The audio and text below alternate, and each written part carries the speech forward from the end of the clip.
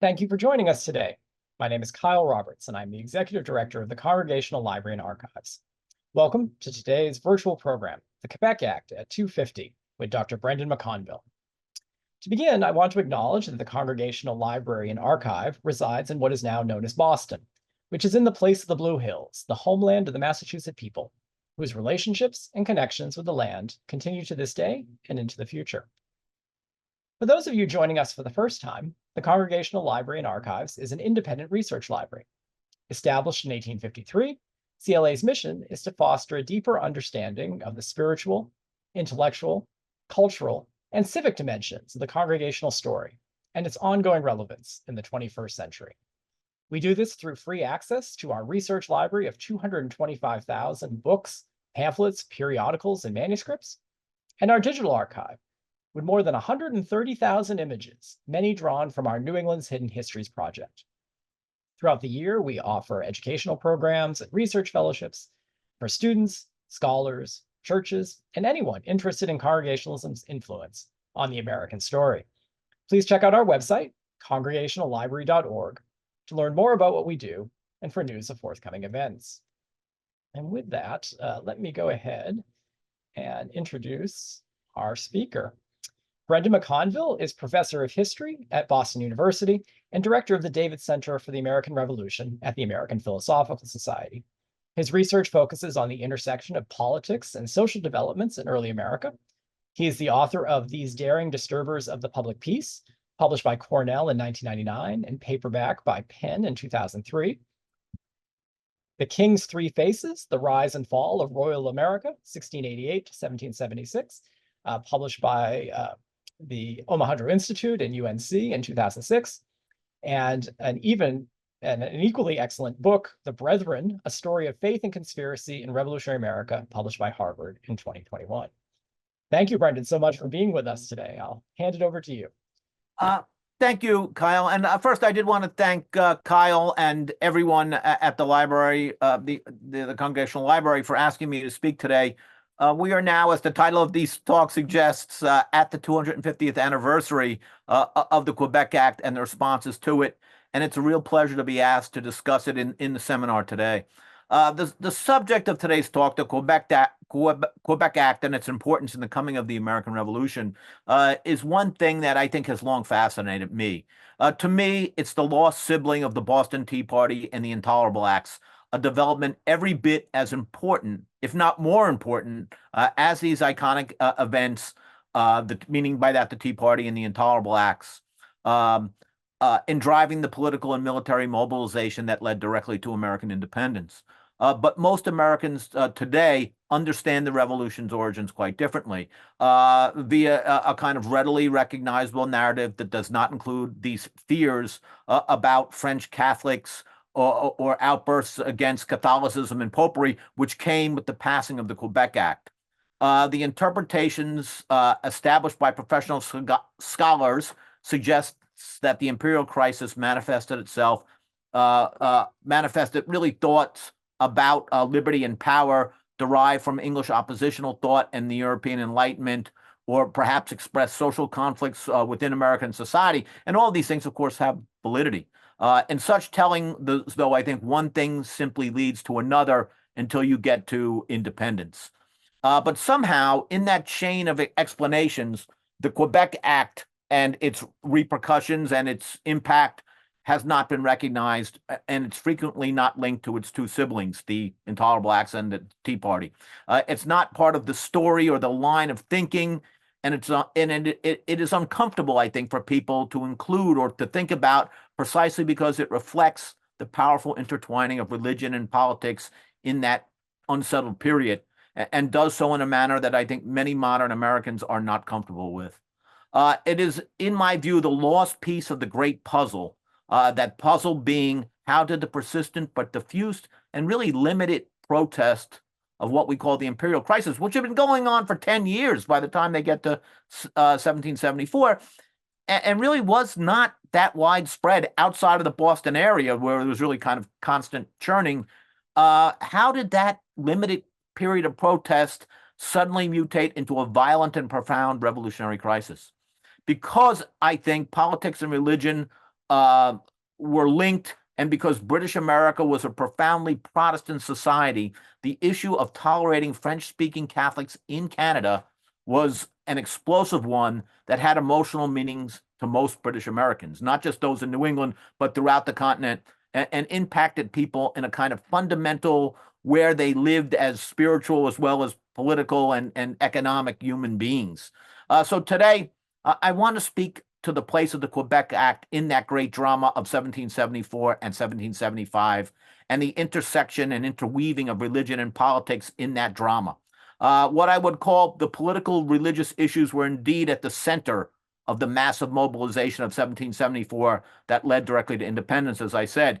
Fear of Catholics and what they call political popery and what we would call tyranny. With the Quebec Act, British Americans thought that they were threatened, soul as well as body, by the turmoil that they had been experiencing, but they've sort of been aware of for the last 10 years, and that the disputes with the British within the British Empire, they began to believe that they had political, obviously political, social, constitutional, and spiritual meaning and origins. First, I'm going to explain where it came from. In other words, why the London government felt it needed to pass the Quebec Act and why they passed the act when they did. Second, I want to explain why the act became so central to the crisis of 1774 and demonstrate that centrality. To quote Kyle, who when we talked to me about doing this, people want to know why they freaked out, why British Americans freaked out when the news of the Quebec Act reached America. Third, I want to explain what became of that sort of, what was the sort of fate, or what was the course of that anti-Catholic and anti-popery, anti-tyranny discourse as political tools during the Revolution. In other words, how did it impact, and to suggest why the Quebec Act and that related political language, which is a political religious language, why it has been largely forgotten, and does not have the place it probably deserves in understanding the outbreak of the Revolution. The Quebec Act was intended to resolve a problem that had emerged in 1763. And to give you, though, my take on this, it's what I call the problem of having too much success. In that year, in 1763, the Great War, which we call the 7 Years' War, was ended by the Treaty of Paris, with Britain as the great victor in this sort of titanic struggle for global domination against France and her allies. With that victory, the British Empire came to stretch from India to the Mississippi River, and included all of what had been the French province of Canada. All sorts of Quebec, all sorts of people were now in the British Empire, at least nominally, people of different religious beliefs, different ethnicities, different languages, and people of very different sort of political views about the world. And they were almost all, from South Asia to the Mississippi, they were almost all very different from the Protestant British majority in the home islands. Basically, the London government was then faced with the question of how to govern these newly conquered lands and these people in them.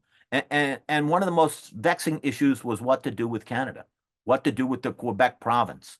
Not only were its European residents French-speaking Catholics who were seen as the traditional enemies of all British peoples, including British Americans, but Britain's American colonists had designs on the interior lands that had been connected to the Quebec province, the area that we now call the Midwest and sort of the interior of the Upper South, which until then had been claimed by the French and was also the home, as most of you know, of a number of powerful Native American peoples who simply did not accept that they were going to be displaced. The London government debated what to do about this problem and the rest of their new empire for almost 10 years.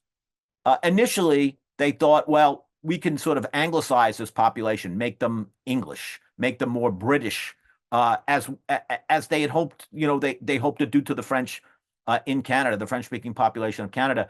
But they came to realize that they could not simply impose British norms and practices and language and customs and religion on these peoples. And they really didn't know what to do. They were in fact trying to be sensitive to the fact that they now ruled a more diverse, far more diverse empire in all these different ways, and they didn't know what to do about it,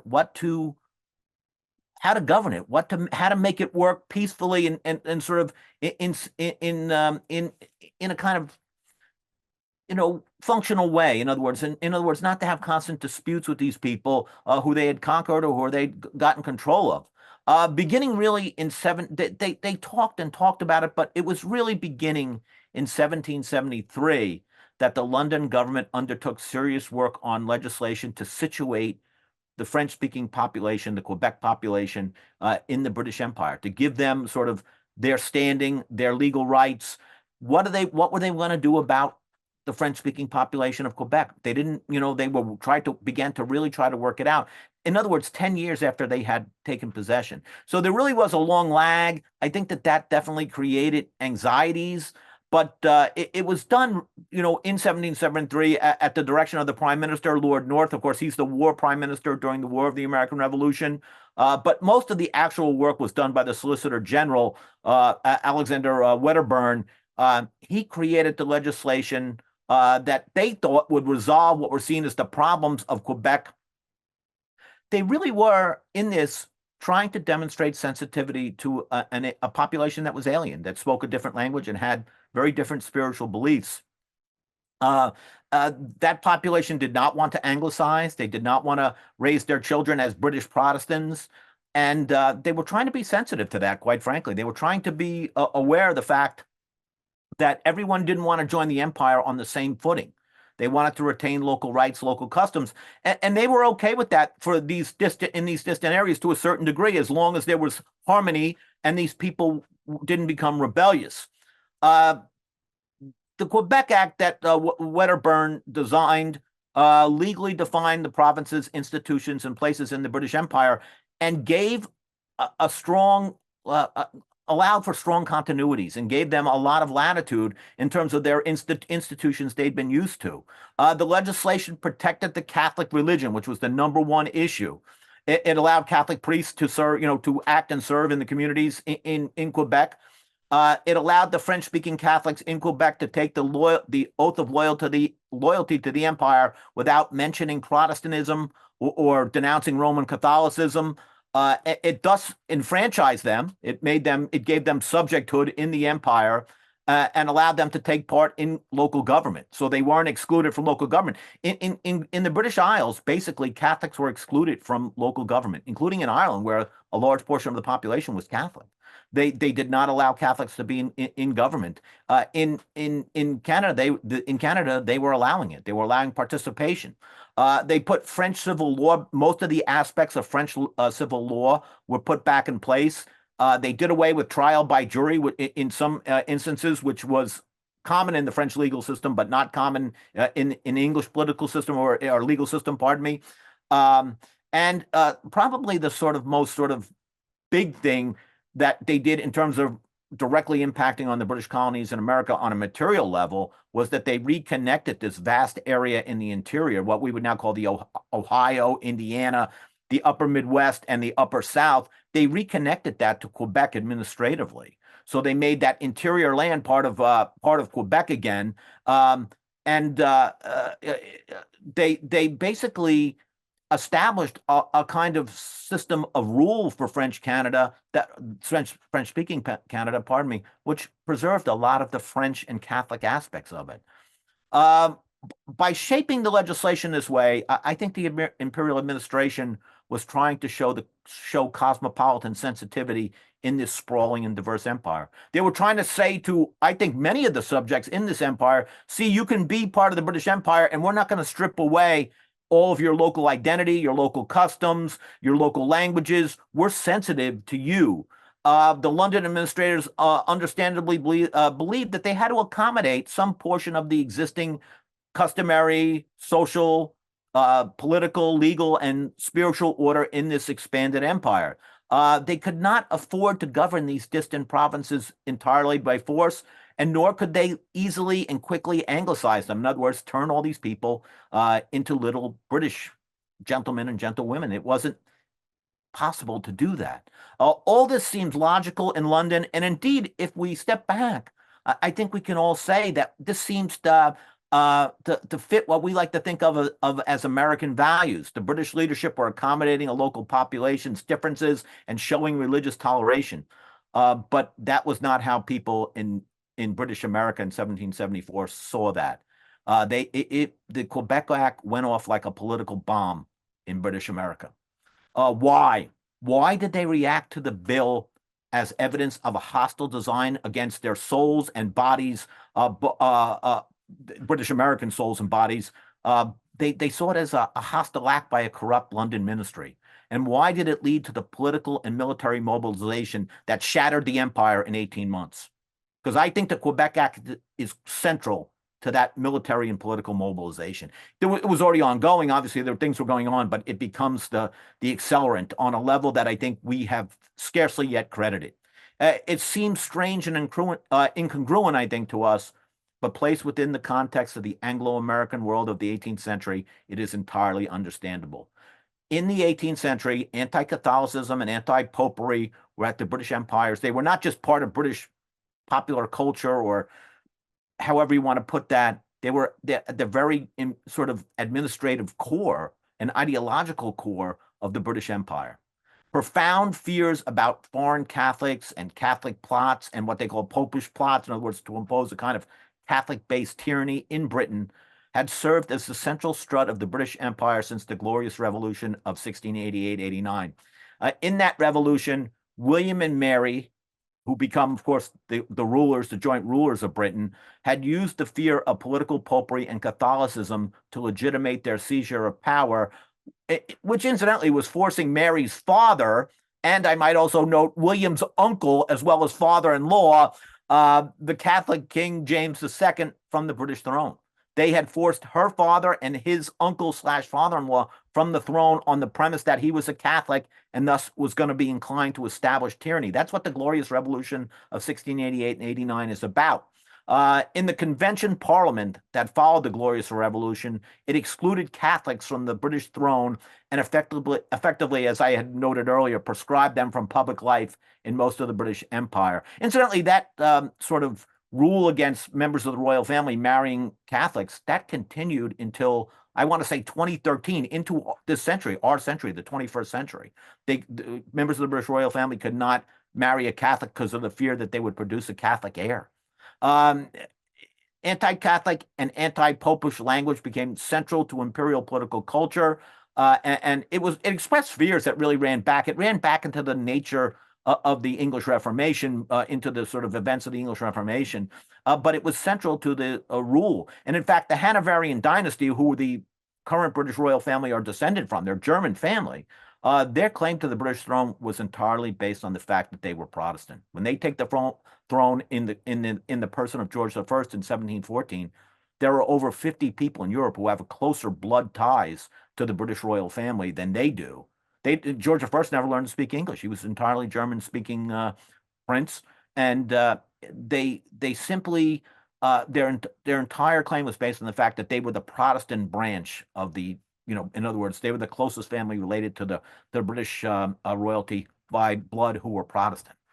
Basically, Catholicism became lodged in the ideological core of the 18th century British Empire, which identified itself as a specifically Protestant empire and equated Protestantism with liberty and freedom. They did not believe a Catholic society could be free or liberty-loving, as they understood those terms. This imperial worldview about Catholics, Catholicism, and political popery became entrenched in the British American colonies, very deeply entrenched in them. To give you a sense of this, in 18th century British America, the biggest official holiday was what we now call Guy Fawkes Day, or they call Pope's Day or Pope Day, November 5th, which involved, in Boston, parading and the destroying of giant Pope effigies on the Boston Common after fighting over the effigies. There's a whole history of this. I've written some about it. Others have written very ably about it. It celebrated, of course, the foiling of the Catholic plot against James I in 1605. But this was the biggest holiday in British America, the biggest common holiday, and all the holidays of British America celebrated the fact that it was a specifically Protestant royal dynasty and a specifically Protestant empire. In fact, any disturbance in the British Empire throughout the 18th century were invariably linked to the agitation, believed to be the agitation of Catholics caused all these different problems. Anglo-American writers endlessly attacked or sort of described the Roman Catholic Church's satanic and tyrannical goals, which they saw as being to basically enslave spiritually as well as politically free Protestant British peoples. And these portrayals were common in the literature of the time. I've done research on this, and just in this aspect of it around the Quebec Act, I think I have 400 pages of single-spaced notes. There's just reams of this material where they go on and on about how it's related to, all the problems in the empire related to Catholics conspiring against the empire and its Protestant championing of the Protestant cause and Protestant liberty. These portrayals established that freedom or liberty were specifically tied to and intertwined with Protestantism, as I said, and these portrayals continued in Britain in a certain way. They really begin at the time of the Glorious Revolution in 1690, and it continues in a sense, as does their long war against the French for global domination, sort of intermittent war. It really goes from 1690 to 1815, when Napoleon is defeated at Waterloo.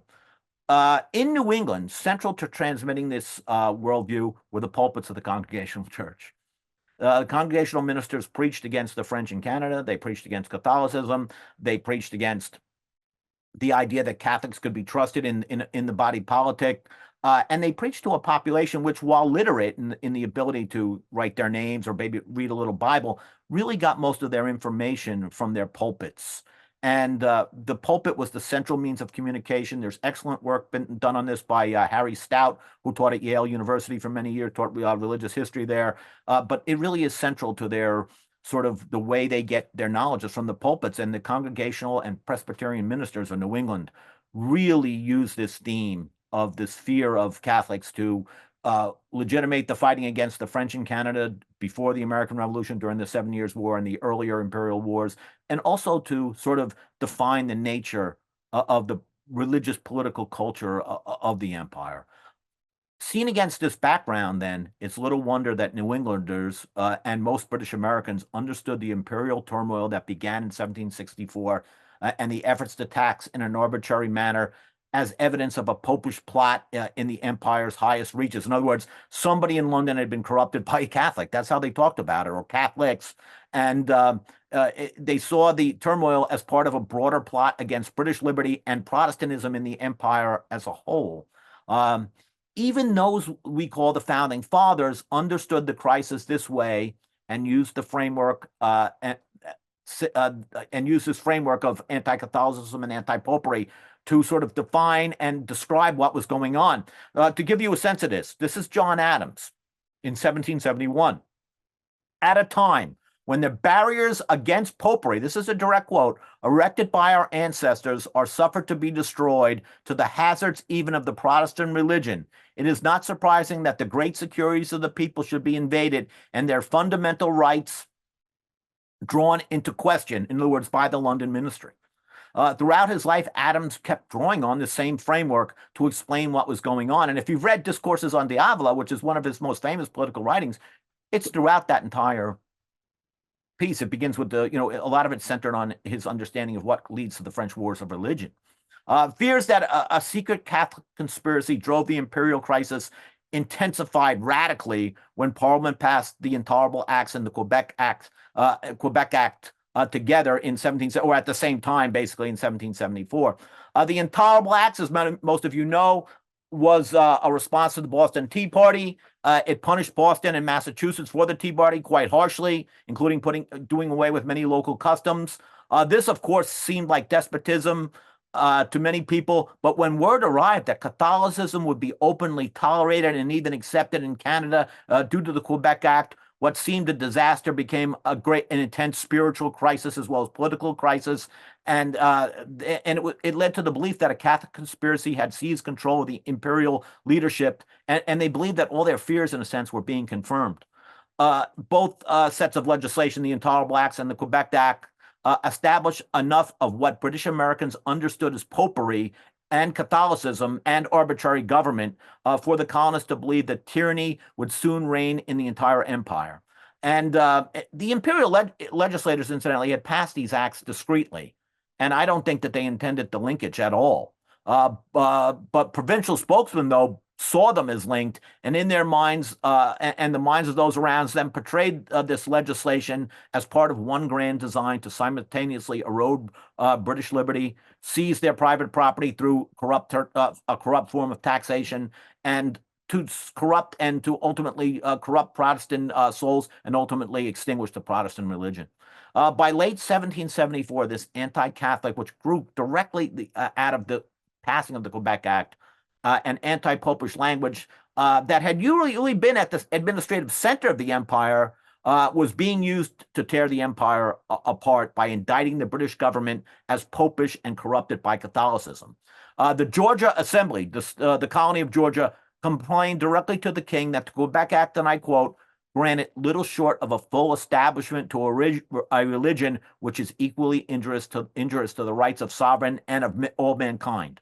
According to one Georgia minister, Parliament's efforts to bind them in all cases whatsoever, which of course is the center of the whole crisis over the Stamp Act and the other acts of taxation, to bind them in all cases whatever, deprive them of the enjoyment of their religion, and to establish were tied to efforts to deprive them of the enjoyment of their religion and to establish a hierarchy over them, similar to that of the Church of Rome in Canada.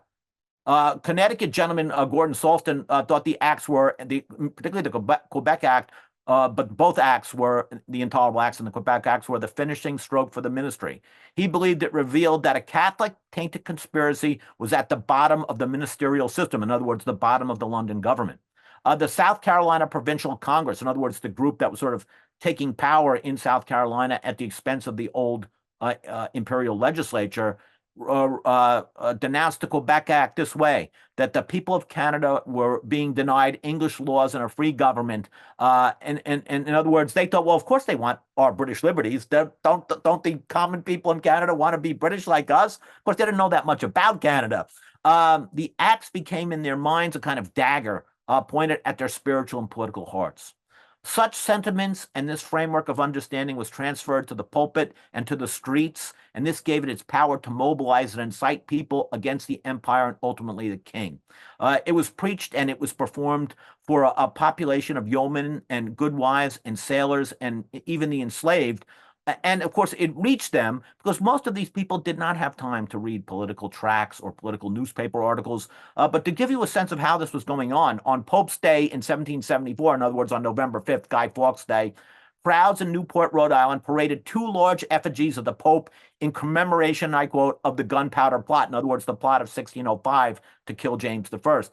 Besides, and I quote, the devil and the Pope were exhibited at the effigies of Lord North, in other words, the British Prime Minister, and the old traitor Thomas Hutchinson, who they believed to be a kind of tool of the British administration, the last royal governor of Massachusetts, the last civilian royal governor of Massachusetts. The mob burned the effigies that evening and burned along with it a pamphlet with these words on the cover: Lord Dartmouth's pamphlet in justification of popery. That's how they saw what was going on. Colonials of all ranks believed that the home government had been compromised, and they knew the ultimate source of this corruption. This is a quote from North Carolina. Lord North, the Prime Minister of Britain, had become a Roman Catholic. The king's crown tottered upon his shoulders, for he had established the Roman Catholic religion in the province of Quebec.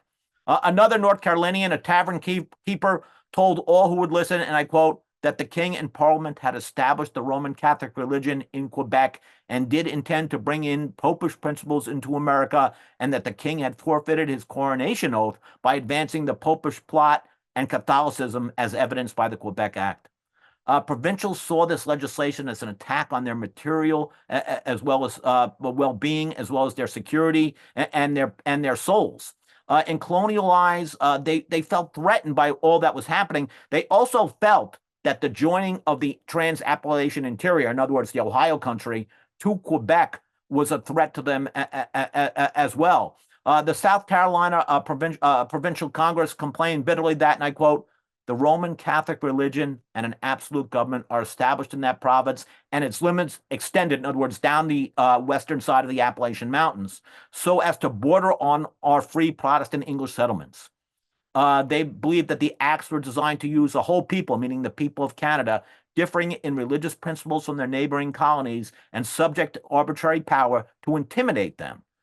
Even Alexander Hamilton, this is before he gets his musical, argued that the Quebec Acts established arbitrary power and the popish religion in British America. He believed that Catholics would soon surround the existing British colonies because the Quebec had been extended all the way down the Appalachian, as I said, the western side of the Appalachian, the Quebec provinces, and they would soon be surrounded, and the British colonies and their Protestant inhabitants would be surrounded, as I said. How dangerous, he wrote, their situation would be, let every man of common sense judge. The imperial contract cracked at that moment. It began to collapse. In the provincial understanding, the Protestant prince, the king who was supposed to defend them and Protestantism, had been corrupted by Catholicism. When this perception took hold, the empire began its astounding collapse. It really is fast. It becomes a true revolutionary crisis in later 1774, and within a year, the empire has been completely negated in a sense.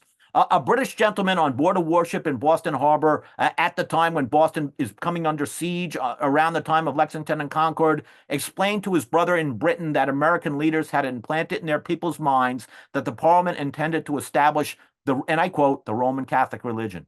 The process had, and I quote again, begun in Canada, and the London ministry was determined to introduce Catholicism into every American colony. Many of what was called the country people, in other words, the yeomanry, then began to claim that George III, and I quote, had turned papist, in other words, Catholic, and refused to warrant all evidence otherwise, citing the colonial papers' accounts of Catholic intrigue in Great Britain as evidence. This writer and others also claim that it was the Congregational ministry and the Presbyterian ministry that put that idea in people's heads. There is seemingly, I think, no greater irony than that this anti-Catholic and anti-popish language was used to indict the British ministry in the imperial crisis and pull the empire down, given that those languages had been central to the imperial political culture for so long. But the libertarian, I think, nature of anti-Catholicism, which allowed for a kind of expression of a fear of arbitrary power and the fear of Catholic conspiracy, enabled this usage in protest and then rebellion in the British American colonies. Anti-Catholicism and anti-popery was a libertarian language. It was a language of against arbitrary power. It had a strong religious kind of ecumenical Protestant, obviously, character to it, but could be used to indict anyone's behavior, which seemed, kind of could be labeled popish in some manner. Given that I see the Quebec Act as central to this final mobilization against the empire and the anti-popish and anti-Catholic language as a central tool of that mobilization, I think it's worth asking why this aspect of the imperial crisis and revolutionary ideology has been so often erased effectively from our understanding of that moment of great crisis and great change that begins in 1774. I think there was an immediate reason. That language was intentionally suppressed by the American leadership because they were looking for a French alliance. They wanted to they actually tried to bring French Canada, as strange as it sounds. They wanted to bring French Canada into the rebellion with them at one point, slightly after this period. They tried to do that. They sent an embassy up to Canada, and it of course failed. And in fact, people in Canada were saying, "Weren't you just denouncing the Quebec Act and freedom for French Catholics?" And of course, the whole thing becomes, a disaster in terms of diplomatically. But they knew that they had to drop the language if they were going to search for an alliance with the French, which they knew they needed. They knew they needed French money and arms immediately, and they knew they needed a full military alliance down the road. And two of the people who were involved in that suppression are Washington and Franklin. They do quite a bit of effort put in quite a bit of effort to bring that to an end. As Washington pointed out, he said, we can't be denouncing Catholicism and French people when we're trying to get an alliance with France, common sense. As the war dragged on and the alliance became more crucial, the efforts to suppress the language became more intensified, and it was dropped out of public discourse in most areas. And strangely enough, incidentally, by 1778, the use of this language in public was associated with loyalism, with Tories. And I've written about that. It's kind of very strange and rapid shift in ideological position of that language. But I also think that in the centuries since the independence, since the 1774, 1775, 1776 crisis, the centrality of the Quebec Act to independence has been forgotten or willfully sort of ignored, as has the role of anti-Catholicism and anti-popery in mobilizing people to action, which I think it was central to it. These events and the idioms that seemed I think they seem too dark, too bigoted, too intolerant. In other words, Catholic, exclusionary, to be at the core of explaining the drive to independence and the creation of our national origin story. To be central to our national origin story. I think people cannot accept that in a certain way, or don't want that, because they want to see the founding of the republic as being a moment in which human toleration and freedom of action was greatly enhanced, not based in a kind of bigoted discourse. I think and thus they create the national story, as all cultures do, that they want and that they see in themselves in their present. But in denying it all, I think we obscure the political, spiritual character of that period and deny the reality of the perceptual frameworks that guided British Americans at the moment of death of the Protestant Empire, which they had been very much a part of, and the birth of this new American nation. Such denial creates a more comfortable founding for us all, I think. In other words, a less bigoted, a less sort of dark founding, but it ultimately creates a kind of weaker and unsatisfying history that feels somehow disjointed and lacking. By embracing that history, we then come to terms with the complexity of the origins of our own society. Thank you very much for having me, and I'll certainly take your questions now. That's fantastic, Brendan. Thanks so much. We've already got some questions in here, and I've got a couple pages of questions for you. Let's start with, and this kind of picks up, I think, on your last point. William Schmidt writes, shares an observation. He says, Catholic historiography did not ignore the Quebec Act. Among the causes of revolution listed were taxation, the Intolerable Acts, and the Quebec Act. Catholic history saw it as an example of the oldest prejudice in America, anti-Catholicism. So, I mean, that's what, there's so much there to think about. I think that's a great point. If you look at that specifically Catholic historiography, it's just much more a part of it. And there are, as the questioner probably knows, in the 1920s and 1930s, people wrote about this. There's also another interesting aspect when you call it the oldest prejudice. There's ample evidence around that one of the reasons why the Jamestown settlement was green-lit was that it was a response to the fact that they believed that perhaps the Spanish had been involved in the plot of 1605 to blow up James I. And so James I was angry. So this then creates the Jamestown settlement as a sort of on the basis of an anti-Spanish, anti-Catholic, anti-Popish premise. There's also ample evidence to suggest that Jamestown was supposed to be used for privateering raids on the Spanish treasure fleet. So that certainly what you're asking is entirely true. And the Catholic historiography absolutely does carry this story in a way that the more mainstream Protestant written historiography of, say, the early 20th century, mid 20th century does not.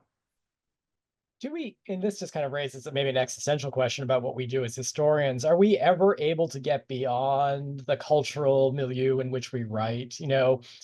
Can we say that there's been a Catholic historiography and a Protestant one, but somehow we've reached a moment and we entered, an objective view of this? Or are we always kind of be influenced by our situatedness, I guess?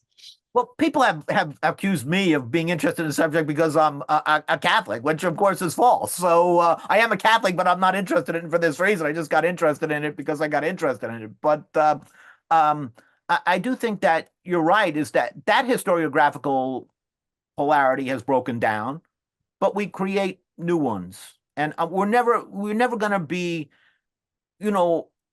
this goes deeper into this whole question of our time, which is, what is the nature of truth? Which, how do we determine truth? How do we determine historical truth? How do we determine any truths? And so when we go into that question, we find out that we're soon in a thicket of philosophical difficulties, a philosophical bramble thicket, which is impossible almost to extract ourselves from. I do think that we are writing a more a broader and more open kind of history than we have in the past. That's great. Thank you. So Charles Hambrick Stowe asks, would you say they freaked out? And yes, I will admit, freaked out was my word, because it reawakened fears going back to French and Indian wars with horrors like the Deerfield Massacre.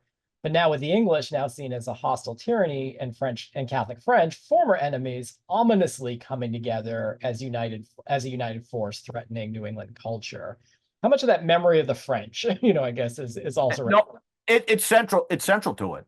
And in fact, first of all, I would also say that Professor Hambrick-Stowe, I'm a great admirer of your work.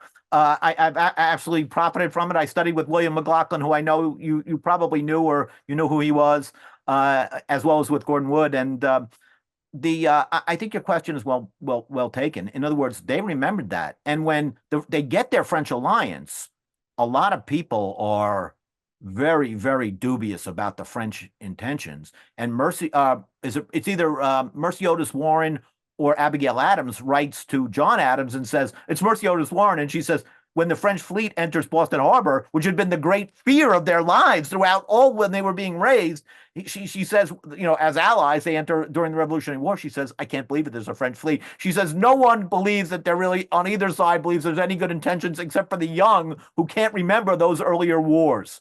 And of course, the wars were central to these fears. It was Washington actually says, if we fight if the French retake Canada, our allies, because Lafayette offers to go in with an army into Canada and raise the people there against the British during the war of the American Revolution. He says they won't leave. And then if the British Empire is defeated, we're going to be in the exact same situation we were in at the time of the 7 Years' War, except that we won't have the British Empire to help us defeat this French threat. And all that correspondence that Washington writes writes this to the Rutledges, I think, and the Laurens in South Carolina, and he writes some other to other people. They all destroyed it, but they all talk about like, gee, he was saying some pretty questionable things about our French allies in that correspondence. All that correspondence has been destroyed, but other people's correspondence referencing it is still around. And it goes back to Professor Hambrick-Stowe's question. Yes, they remembered those wars, and no, they did not trust their French allies until the war had been won. Yeah. I think, one thing that's really kind of jolted me in this, I think in our teaching of those, kind of moments in the struggle, in the protests before the war, the Quebec Act is always taught in conjunction with the Intolerable Acts. But what's really striking me is what you're sort of suggesting about them not necessarily being intentionally linked. They're not linked at all.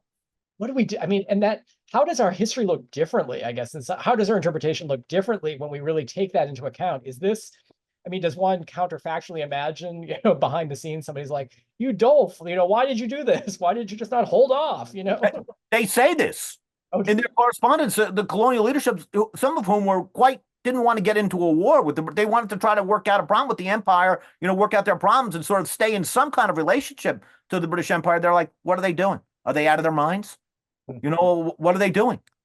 And of course they realize, but once they see that this is sort of mobilized the population, they roll with it. But the truth is that some of the leadership, which goes on, to be the leadership of the independent American nation, are like, what are they doing? Are they crazy? Don't they see that these two things taken together, even though they're exclusive, will be seen as being, a common threat to all of us?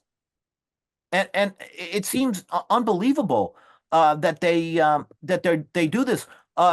James Ardell, who becomes a Supreme Court justice, he's an immigrant that comes from a Scottish or branch of the Ardell family, but is an English immigrant. He says he's in North Carolina at the time, and he says this is worse than the Intolerable Acts. Every single person feels threatened, but now they put the two things together.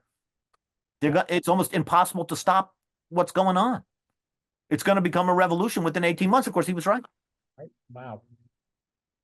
So Joan Prout reminds us also that Franklin was in Paris trying to get money to support the American Revolution. So thinking about the kind of levels of interaction and response, and I guess kind of leads to a question about reception. So you've talked a lot about the reception on the ground, not just in New England, but I really appreciate how you brought in all the British colonies. Do we have much evidence of how folks in Quebec or how folks at Versailles are responding to this act? To the Quebec Act? It's interesting. One of the things I would say before, and this is not a direct answer to your question. First of all, the people in Quebec, they basically saw it as being very good. but they were also still concerned about certain aspects of their position in the empire. They were, in other words, they saw this being, hey, this is a pretty generous settlement. And if you look at the correspondence of Guy Carleton, who was one of the, James Murray and Guy Carleton were the sort of governors in Canada at this time, they say, look, they're generally pro it, but there's still doubts about a lot of different things. That's number one. The French Canadians were nervous about the American colonists because they knew that the American population was growing rapidly and they did not want to be overrun. And so they were nervous, as were the Native Americans, who realized that, hey, they welcomed the Quebec Act, Native Americans, because from what they knew about it, because they were like thinking maybe this will keep the American population out of the interior of the West. One of the interesting things about this is I don't know what the French response to it was, but I do know that in Britain, there were protests in the streets and Pope burnings, and it was seen as being evidence of a popish ministry. And I am absolutely convinced, and I spoke about this with a fellow named Brad Jones, who teaches out of Fresno State, who's written on loyalism in the empire. I'm almost positive there's a connection between that unrest in Britain in 1774 and 1775 and the appearance of what was called the Protestant Association at the end of the 1770s, which leads to the Gordon riots in London during the war, which is the worst anti-Catholic pogrom in 18th century Britain. Hundreds of people are killed. Hundreds of Catholic chapels in London, including those of foreign ambassadors, are attacked. Government buildings are looted. And we could, it's another issue. But so there is response to the Quebec Act, not only in British America, but in the Native American population, in Canada, and in Great Britain itself. Nice question here from Robert Wong, who asks, during the war, many Continental officers resented French officers due to their getting promotions perhaps above merit. How much of a role was the anti-Catholic feeling? How much of a role did anti-Catholic feeling play in this? And he asks, specifically, Benedict Arnold disliked the French. Was this due to anti-Catholicism? Yes. Benedict Arnold explained his activities by his only published pamphlet, explaining it as a reaction against French Catholicism and the French alliance. So you can look at that, but that I think was also not uncommon. Another person who was very hostile to the French alliance and to the French, strangely enough, was John Jay, who was of French descent, but of Huguenot descent, a French Protestant. And he was extremely hostile to the French regime and favored Britain and repeatedly kept saying, I favor Britain and we should have a strong commercial relationship with them. Everything he says in the late 1770s leads directly to the Jay Treaty of 1794-95. During the early, he already expresses the same views that are incorporated in the Jay Treaty in 1778, 1779. It's incredible. But yes, many of those Continental Army officers, some of them resented the French for reasons of, in other words, the traditional hostility. Some of them resented generally the European officers who would come over and say, oh, yeah, I was a general in Frederick the Great's army, even though they had not even served, or some of them had, but only briefly.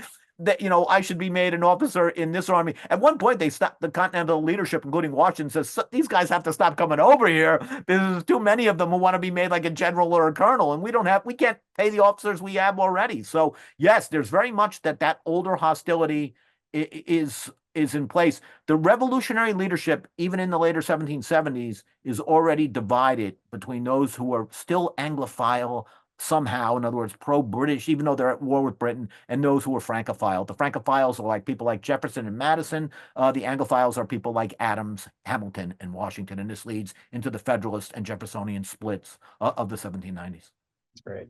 Your answers also reminded me there's a great issue that came out this year from Early American Studies, the journal out of the McNeil Center, that is all focused on French scholarship. Right. It's really kind of drawing back the curtain and helping us think in new ways about some of those motivations and reactions of French officers. We're working through the David Center at the American Philosophical Society. We're working with the America 2026 program. In fact, there are our partners in Europe that's centered at the University of Paris 8. And of course, we're benefiting greatly from this French scholarship and European scholarship, which looks at the issues of the war and these different issues of causality in very different ways than our own historiography. So we really are benefiting from that. That international turn, I think, is really quite fun. It's great to see the APS leading the way with that. So Peter Feynman asks, as a member of the American Friends of Lafayette, celebrating the bicentennial of his return in 1824, what role, if any, did Lafayette play in this shift of acceptance of France? That's an interesting question. Lafayette was loved by most of the other American officers. including Washington. Washington, people saw Washington having almost like a father-son relationship with him. And he was loved by most of the American officers. They admired him and realized he was an extremely wealthy French aristocrat.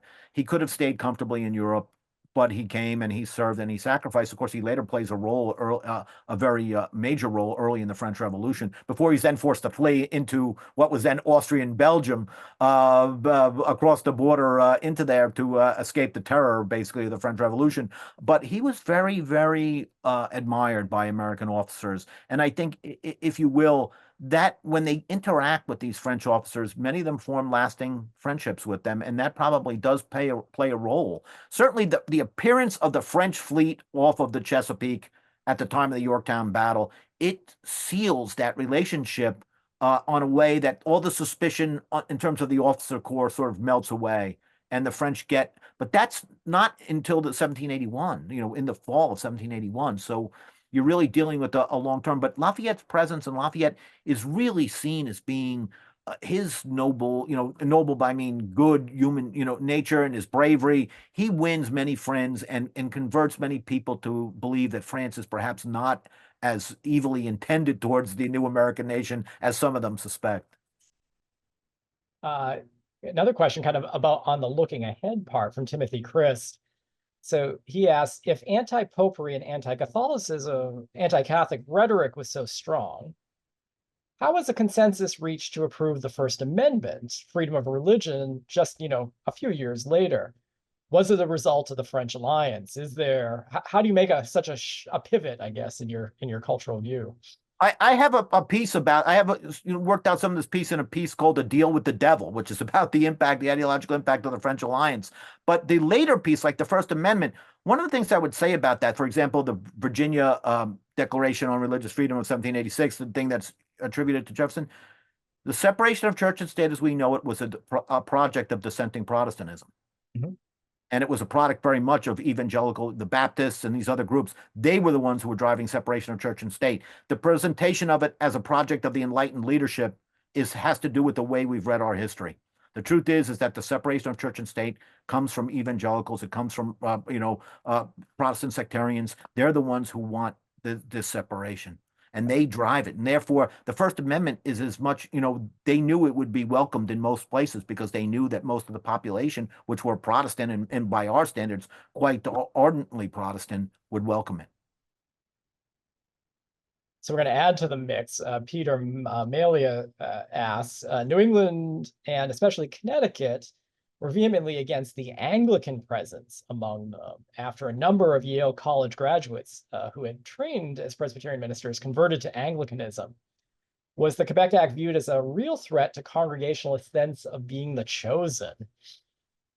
That's an interesting question. And many of the Church of England ministers in the North were associated somehow with this popish plot and the Quebec Act, through the sort of, at the time of this emotional outburst that driven by the Quebec Act, they began to see these Church of England ministers who kept on wanting to pray for the royal family because it was part of their liturgy as being subverted by this conspiracy. And therefore, it was seen as being a threat. They were seen as a threat to Congregationalism, and they were seen as tied up with what was happening in Quebec and the Quebec legislation. So I would say the answer to that is yes, they felt threatened on several levels, and their response to it, ultimately the response to it was incidentally the persecution of Church of England ministers, which meant arrests, expulsions, and even physical attacks on them, which of course was a huge taboo. They physically attacked a number of Church of England ministers in the northern colonies and in some areas of the South as well. So it's such a pleasure having you who takes religious history seriously in relation to the narrative of the American Revolution. And I think Peter's question also sort of opens up another question, which I'd love if you have any thoughts on. How important was the threat of the placement of an Anglican bishop in the colonies to also forwarding a revolutionary struggle? Another act from outside being imposed on. This was one of those issues that, of course, at certain times since the middle of the 20th century forward, historians have seized on this issue of the Anglican bishop controversies and the resistance to it in the Mid-Atlantic and in New England. I think it's an important issue. It really divides the Church of England ministry from the minister, the Presbyterian and Congregational and Dutch Reform ministry. And it's not an issue just in the one instance of the 1760s. In fact, there have been repeated efforts to try to get a bishop into America, and there have been, of course, intense moments of resistance to that.